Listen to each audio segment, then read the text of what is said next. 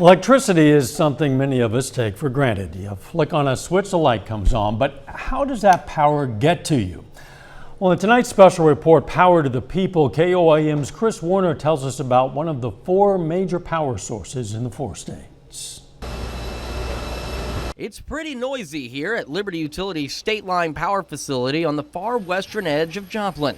Plant manager Brian Bergstresser says that noise is from the process taking place here to generate the electricity that reaches your home. So we take a lot of fuel and a lot of air, put that together in a controlled manner and make a fire, and then that goes out over a series of turbine wheels, which drives the shaft that it's attached to, which goes back to a generator.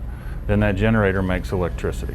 Bergstresser says there are 2 types of units at State Line. Both produce electricity, both use natural gas to do that, but how they do it is just a little different. We have a combined cycle and a simple cycle unit here. The simple cycle, just like I said, blows through, exhausts out the back end at over 1,000 degrees.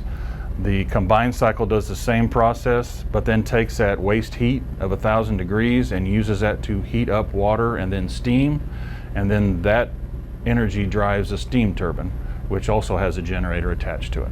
The State Line facility is one of 2 natural gas plants right here in our area, with the other one located in Riverton. We are the largest plant on our footprint. Even though we're joint owned, it's still 600 megawatts that goes out, and that can supply basically the whole city of Joplin and then some. That's 600 million watts generated from this plant alone every hour. It takes 29 people to man this plant, with even fewer on duty at one time to ensure it runs smoothly.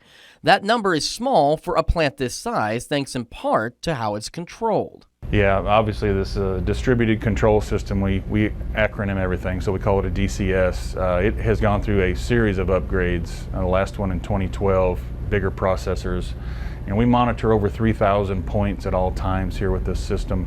Probably have about 10,000 points out in the plant we're looking at. During the winter storm in February of 2021, demands on the power grid increased dramatically. Now, to help with that demand, Liberty, along with the majority of electric providers in our area and across the Midwest, are part of a special organization. There's something called a reserve sharing group that we're a member of, and we all agree that if one of the other members has a problem, we can turn on in a very short amount of time and help that other person out. That group is known as the Southwest Power Pool, which we'll learn more about in another one of our special reports.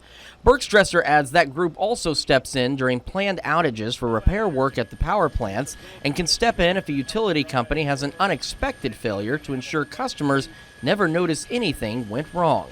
During the winter storm and during any major weather event, Bergstresser says they always examine how the plant performed. We've spent the last 20 years, every time there's bad weather, whether it's hot or cold, what failed, how do we make it better?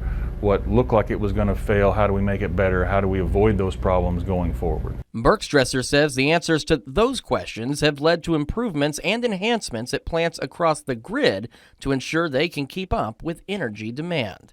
In Joplin, Chris Warner, KOAM News.